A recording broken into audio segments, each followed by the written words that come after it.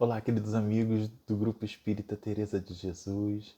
É com muito carinho, é com muita alegria que aqui estamos, com o coração repleto de gratidão pela oportunidade, a fim de refletirmos em torno do Evangelho de Jesus, em torno da doutrina espírita. Antes de mais nada, fica aqui o nosso agradecimento a Deus, sobretudo, por esta oportunidade. Eu sou Alan Faria, responsável por nossas reflexões com o tema União e Fraternidade. Então, mas antes de adentrarmos ao nosso tema, faremos a leitura de uma página que visa o nosso preparo, que visa a nossa harmonização. A página escolhida é do livro O Modo de Entender uma Nova Forma de Viver, do Hamed, na psicografia de Francisco do Espírito Santo Neto. A mensagem é 22. Rede da Vida. Pois nele aprouve a Deus fazer habitar toda a plenitude e reconciliar por ele e para ele todos os seres, os da terra e os dos céus.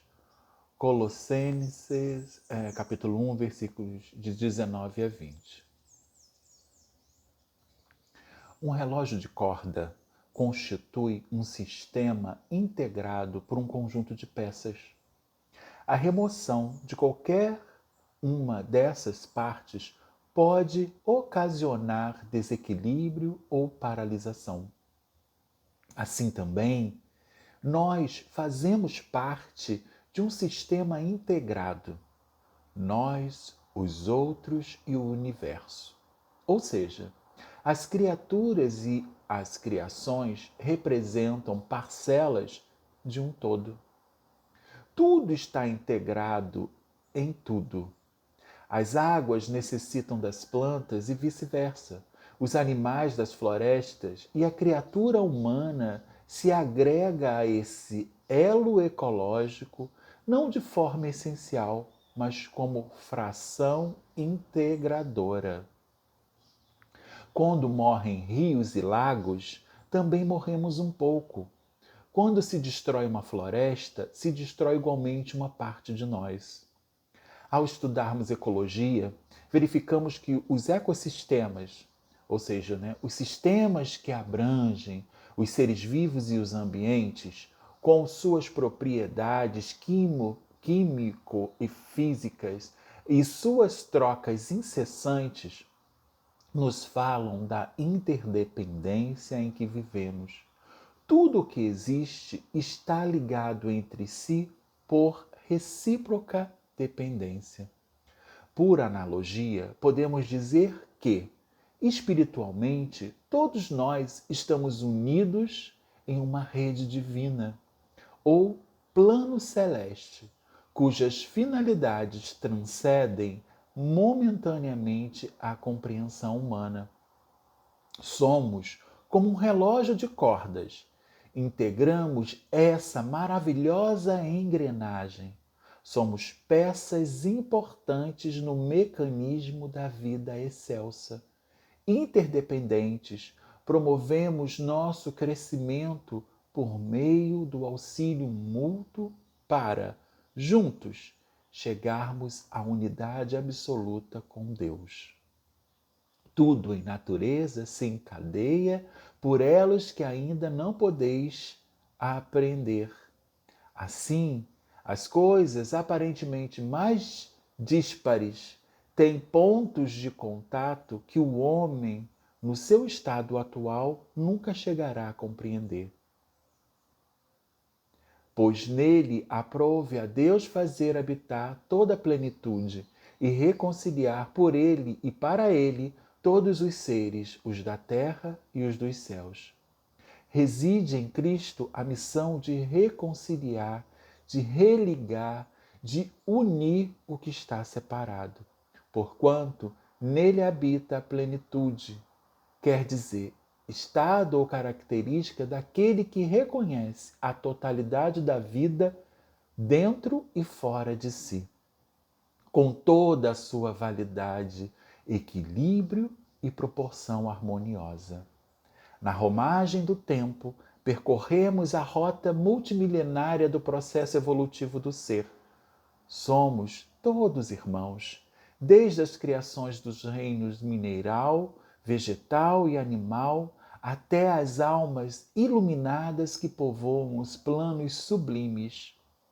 Do átomo ao anjo, somos elos de uma extraordinária cadeia, cuja causa e efeito é Deus. O poder glorioso do universo, por força da lei superior, todas as consciências transitam em fluxo incessante pelos dois universos, o físico e o espiritual, conectadas entre si e com a consciência cósmica. Então, diante de sublime mensagem trazida pelo companheiro espiritual Hamed, vamos convidar a todos, nesse instante, a unir nossos corações, a elevar nossos pensamentos e rogar a permissão ao Pai para darmos por iniciados nossos estudos. Senhor, seja conosco, a fim de que possamos deixar com que essas sementes de luz possam brotar em nossos corações, em forma de ações mais positivas, mais saudáveis, que já conseguimos fazer em benefício nós e de todos aqueles que estão ao nosso redor. Que agora, Senhor, com essa consciência mais planificada, possamos entender esses elos sutis que unem a todos nós, irmãos, a todas as criaturas, ao seu imenso amor. Que Ele nos permita identificar, Senhor, a cada um, a cada ser, como um irmão tão necessitado quanto nós mesmos. Que a sua misericórdia, Pai, alcance os nossos corações e possamos refletir a sua mensagem em cada gesto, em cada ação de nossos dias. Que assim seja, Senhor, graças a Deus. Bom, meus amigos, então o nosso estudo hoje tem um tema união e fraternidade. Então, a gente começa falando, e pensando no que é fraternidade. Segundo os dicionários, é o laço de parentesco entre irmãos e irmandade. É união, afeto de irmão para irmão. Então, por isso até que fizemos questão de trazer essa página inicial, que nos lembra isso, que são laços muito mais sutis que nos unem a todos nessa cadeia divina. Então, normalmente, quando pensamos em fraternidade, associamos a ideia de acolher, de cuidar, de dar atenção. Mas o seu sentido real é muito mais profundo. Por quê? Fraternidade, acima de tudo, é amar. Muitas vezes até acolhemos, damos atenção, cuidamos, mas basta aquele que precisa se afastar, basta cumprir aquela ação, aquela tarefa, para que a sensação de que fizemos a nossa parte surja. E aí a gente desliga daquela ação, desliga daquele irmão, desliga daquela oportunidade e já não pensamos mais. E para a maioria de nós, no atual estágio evolutivo que nos encontramos, será dessa forma mesmo que vamos desenvolver a fraternidade em nós. Contudo, não podemos esquecer que fraternidade é muito mais. É união, afeto de irmão para irmão, como vimos na nossa definição. Sem a fraternidade, não há a possibilidade da união. Por quê? Porque quando não há essa fraternidade, o que prevalecerá é o egoísmo. Então, Farinha pouca, meu pirão primeiro. A minha vontade, as minhas necessidades, os meus desejos. E com isso, a gente vai se colocando na frente do outro, como se ele também não fosse merecedor.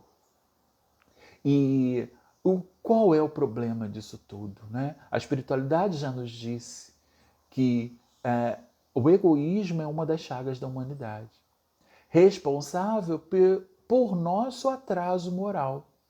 Então, enquanto alimentarmos esse processo de ficar pensando apenas em nós, nas nossas necessidades, na satisfação dos nossos desejos, não teremos uma compreensão macro.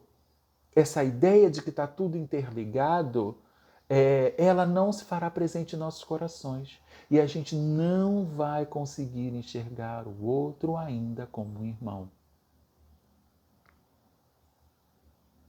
E isso, obviamente, gera esse atraso moral. Então, olha que interessante. Lembramos da passagem em que Jesus é tentado por um doutor da lei, questionado o que era necessário fazer para alcançar a vida eterna.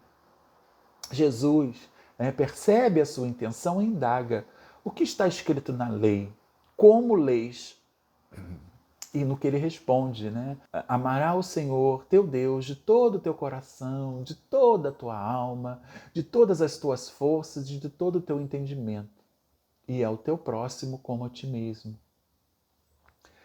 Respondeste bem, faze isso e o viverás, disse Jesus. O doutor da lei, tentando se justificar, indaga: quem é meu próximo? Então isso vimos lá em Lucas capítulo 10, versículos de 25 a 29. Sem uma análise mais detalhada dessa passagem, essas palavras soam como uma frase de efeito, mas que causa pouca repercussão dentro de nós. Precisamos, portanto, nos deter mais sobre ela. Primeiro, precisamos entender o que é o amor. É porque ele fala amar a Deus, né? Então vamos lá. Primeiro, o amor. Aquilo que sentimos é amor de forma efetiva? Ou está na nossa ideia ainda limitada do sentimento, confundindo amor com apego, com posse, com um amor egoísta? Para Leon Denis, no livro Depois da Morte, o amor é o sentimento superior em que se fundem e se harmonizam todas as qualidades do coração. É o coroamento das virtudes humanas, da doçura, da caridade e da bondade. Lá no capítulo 11 do Evangelho segundo o Espiritismo, no item 10, a gente vê assim, a gente encontra que amar, no sentido profundo do termo, é o homem ser leal, probo, consciencioso para fazer aos outros o que queria que estes lhe façam. E ainda na agenda cristã, André Luiz nos diz, encontramos a seguinte definição, né? É compreender sempre, dar de si mesmo, renunciar aos próprios caprichos e sacrificar-se para que a luz divina do verdadeiro amor resplandeça. Olha que interessante, essas definições de amor estão próximas do que aquilo dizemos sentir e chamamos de amor? Poderíamos ficar horas aqui analisando tantas e tantas outras definições de amor. Mas o que podemos apreender desses conceitos é que amor é a virtude maior, o sublime sentimento que, quando apreendido por nós, fará com que vivamos todos como uma grande família. Assim, ele não vai estar restrito à nossa família material. Por isso, e daí Jesus indagar: quem é minha mãe? Quem são meus irmãos? E estendendo a mão para os discípulos, Jesus disse: eis minha mãe e meus irmãos, pois todo aquele que faz a vontade de meu Pai, que está nos céus, esse é meu irmão, minha irmã e minha mãe.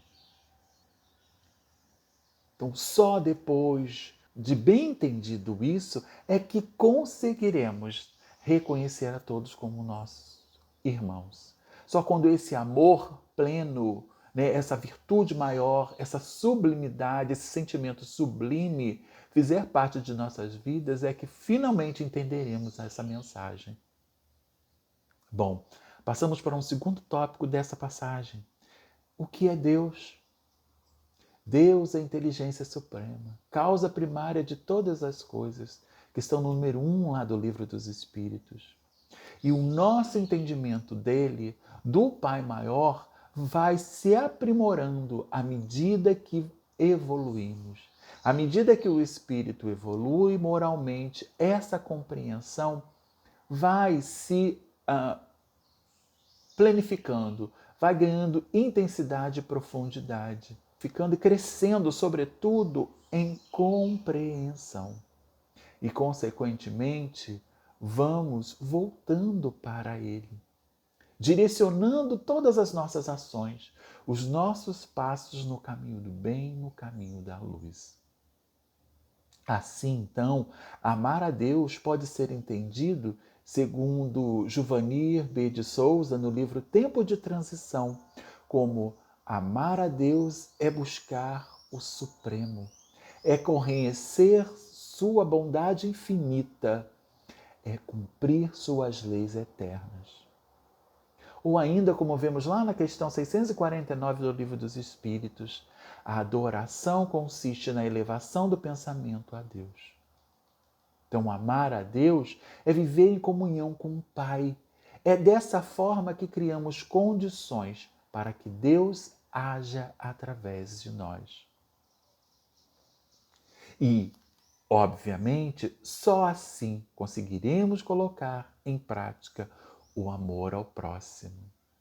Kardec, lá nas Instruções ao Movimento Espírita, no capítulo 23, fala o seguinte: amar ao próximo é, pois, abjurar todo o sentimento de ódio, de animosidade, de rancor, de inveja, de ciúme, de vingança, numa palavra, todo desejo e todo pensamento de prejudicar. É perdoar os inimigos e retribuir o mal com o bem. Outra definição trazida por Giovanni B. de Souza no livro Tempo de Renovação, no capítulo 43. Amar ao próximo é servir. É praticar a caridade essencial, é doar-se, cumprindo os deveres da fraternidade e de solidariedade. Essas são as condições que vimos nesses 2 mandamentos. Amarás o Senhor, o teu Deus, de todo o teu coração, de toda a tua alma e de todo o teu pensamento. Este é o primeiro e grande mandamento. E o segundo, semelhante a este, é amarás o teu próximo como a ti mesmo. Mateus, capítulo 22, versículo 37 e 39. É que possibilitará a união e a fraternidade. A fraternidade que, como vimos, nada mais é que um amor em movimento. É o que movimentava Chico Xavier, que dedicou a sua vida a servir, levando consolação a tantos corações. Através das psicografias, sim, mas também no tempo que dedicava a ouvir, na caridade que fazia ao visitar o doente, quando se propunha a auxiliar. Não se limitava às psicografias, e olha que foram muitas, quantos não são os livros psicografados por Chico? Quantos não foram as cartas consoladoras? Mas não se limitava a isso. Ele ia além. Uma palavra amiga, com a presença, né, junto ao leito daqueles que precisavam. Quando viam o sofrimento, fazia, cotizava junto a amigos, reuniam recursos que pudessem auxiliar esta ou aquela família. Tem tantas histórias tão bonitas, tão edificantes. Fazer o culto do Evangelho lá embaixo do abacateiro, junto a uma comunidade tão necessitada. E tantas histórias. Era também que movimentava Madre Teresa, quando se recusou a viver enclausurada e saiu de encontro aos necessitados, aos doentes, aos caídos nas ruas. Porque qual é, né, como, né, ou qual é o comportamento das freiras? Estarem enclausuradas dentro de um convento, dentro de um mosteiro, né? E ali viver uma vida de rezas, né? de orações, enfim, naquela movimentação peculiar a esse grupo da sociedade, né? Mas ela se recusava. Ela sabia que ia ajudar muito mais estando do lado de fora, junto daqueles que precisavam. Não adianta viver uma vida contemplativa se não colocamos em ação aquilo que estamos aprendendo. Nada fará sentido. E olha aí a recomendação para nós espíritas. A doutrina nos fala que fora da caridade não há salvação. E o que nós estamos fazendo de caridade? Será que já estamos amortizando a nossa consciência, doando a roupa que não cabe mais e que está guardada lá no nosso armário? Será que dar o quilo de alimento? A gente, enquanto espírita, sabe que caridade é muito mais do que o material. O que nós estamos doando de nós mesmos? Será que estamos doando o nosso tempo? Será que nós estamos saindo da clausura do nosso lar para ir de encontro àquele que precisa? É esta movimentação que é necessária. Se a gente continua ouvindo, se a gente continua estudando, mas não consegue colocar isso em prática, a gente está distante de realizar o propósito espírita, que é a nossa melhora. Que vem através do esforço que fazemos pela nossa transformação, mas vem também pela ajuda que, através do outro que nós ajudamos, através do outro que nos auxilia a entender onde nós estamos errando para que redirecionemos os nossos passos no caminho do bem, quando eles apontam nossos erros. Era também o que movimentava Francisco de Assis ao abandonar toda a riqueza,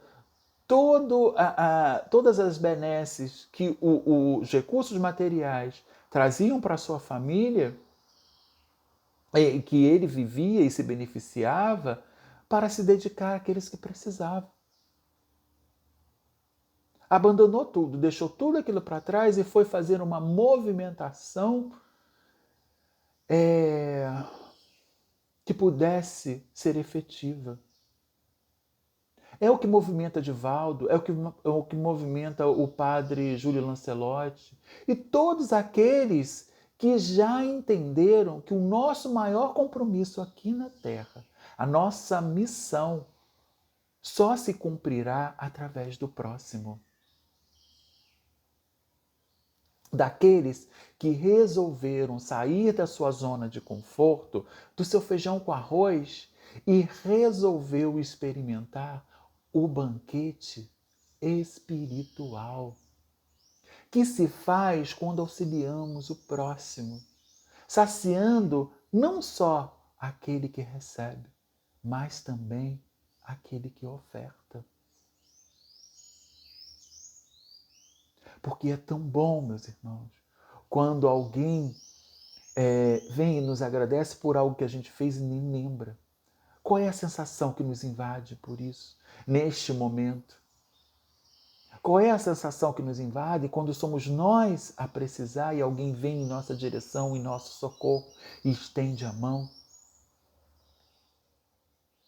É isso que a gente precisa entender. Enquanto não houver esta movimentação de nossa parte na direção do outro, a gente não vai conseguir ser feliz. Então, queridos irmãos, precisamos sim nos unir e nos irmanar. Esta é a mensagem de união e fraternidade, irmanar, né? Para que a gente possa entender e enxergar no outro um irmão. Enquanto no mundo houver um irmão sofrendo, chorando, derramando, né, uma lágrima por dor, por sofrimento, pelas dificuldades que está enfrentando, nós não conseguiremos ser felizes, porque a dor dele chegará até nós de alguma forma. Do Cristo. E na mensagem inicial de Hamed, ele nos diz: reside em Cristo a missão de reconciliar, de religar, de unir o que está separado. Não foi isso que a gente viu? Então, por isso, daí o Mestre afirmar para todos nós ser o caminho, a verdade e a vida, que ninguém vem ao Pai senão por mim. Enquanto não formos ao Cristo, enquanto não buscarmos seguir os seus ensinamentos, a gente não vai conseguir estabelecer esse processo de união, de reconciliação, de religar aquilo que está separado. Jesus veio nos indicar esse caminho, mas a decisão de seguir os seus passos cabe a cada um de nós. Então, não basta, queridos irmãos, dizer que somos cristãos. Isso qualquer um que sabe falar poderá afirmar. Mas se ainda não tivermos decidido trilhar o caminho do bem, da luz, do amor, estaremos distante de Deus. Ser cristão é seguir os passos do Cristo, é fazer aquilo que ele fez, é colocar em prática todas as lições que ele nos deixou. E como nós estamos dentro dessa perspectiva? Quais são as lições do Mestre que já conseguimos colocar em ação em nossas vidas? Quais são as lições aprendidas aqui dentro da doutrina que já estamos colocando em ação? Também não vai adiantar dizer que era espírita, se não está fazendo a sua parte, se não está se esforçando para ser um homem de bem, se não está se transformando, se não está buscando ser melhor, continuaremos em dívida com as leis que derrogamos. E quem trabalha nas reuniões mediúnicas de desobsessão vai poder falar isso. Quantos irmãos espíritas chegam lá precisando de esclarecimento, precisando de orientação? Não porque não tiveram contato com as explicações. Iam aos centros, exerciam trabalho dentro da casa espírita, mas botava o pé para fora do centro, o que acontecia? O homem velho tomava posse. É fácil ser espírita dentro da casa espírita. Mas somos espírita dentro do nosso lar? Somos espírita no nosso trabalho? Na condução? Somos espírita na nossa comunidade?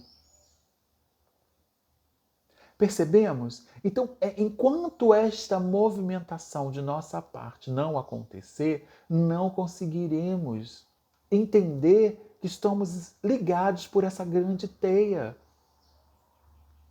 Que a minha ação, o meu gesto e a minha atitude vai provocar uma consequência que pode afetar o outro e certamente vai afetar a mim.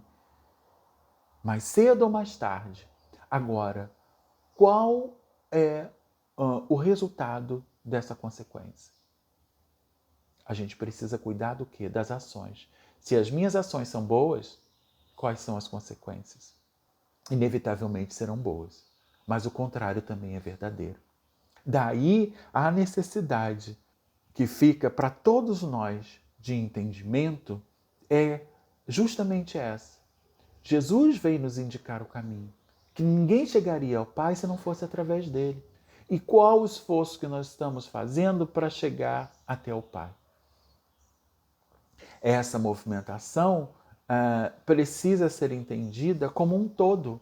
Somos parte de um todo. Não é isso que a gente aprendeu? Então, assim, não adianta só fazer por nós. Precisamos também auxiliar aqueles que estão ao nosso redor.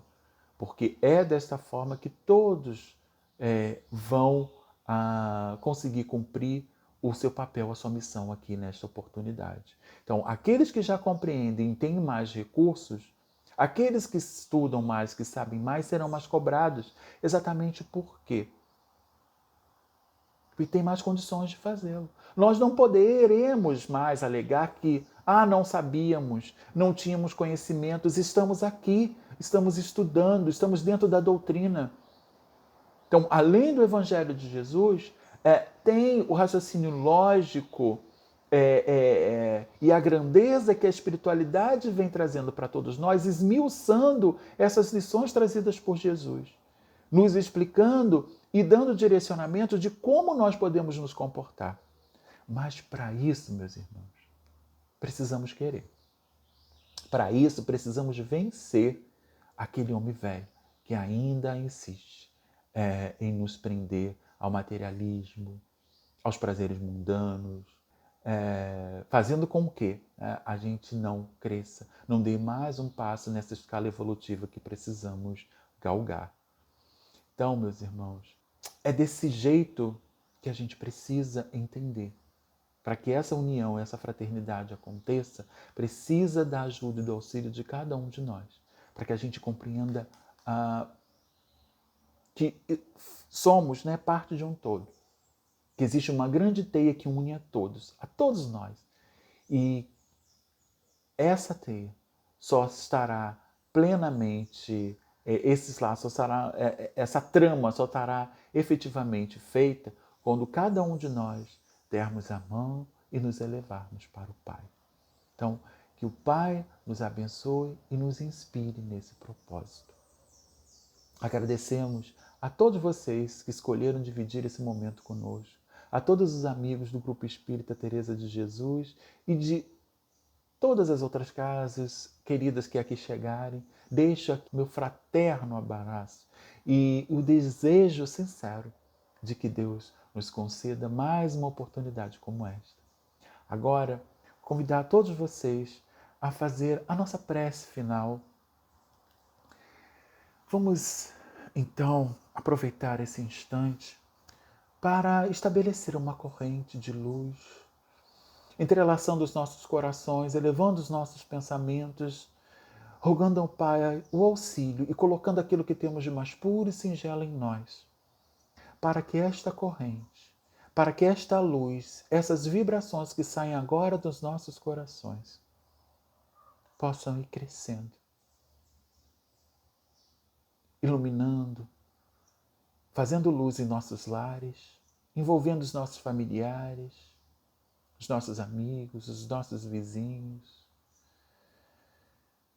Essa luz ir se planificando, iluminando o nosso bairro, as nossas cidades, os nossos estados. Esses estados que estão sofrendo com as chuvas, essas localidades que estão sofrendo, Senhor, com as tragédias.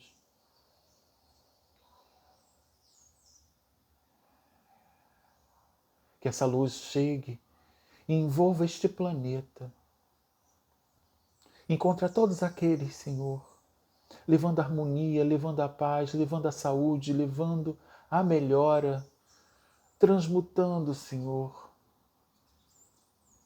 tudo aquilo que impede a nossa plenitude, tudo aquilo que impede que a luz se faça nos corações, dissipando todos os miasmas, todas as vibrações negativas. Que essa luz, Senhor, possa guiar os nossos passos na direção do bem, possam guiar as nossas ações na direção do outro. Que possamos, Senhor, perceber essa conexão que nos faz, cada um de nós, filhos do Senhor e, portanto, irmãos. E esta irmandade, Senhor, seja suficiente para que a gente vença tudo aquilo que ainda impede a nossa construção no bem, tudo aquilo que ainda impede que encontremos o caminho que nos levará de volta para junto de Ti. Que a Sua misericórdia, Senhor, alcance a todos nesse instante, convertendo em saúde, em paz, em harmonia. Que assim seja, Pai amado. Graças a Deus. O nosso muito obrigado, queridos irmãos.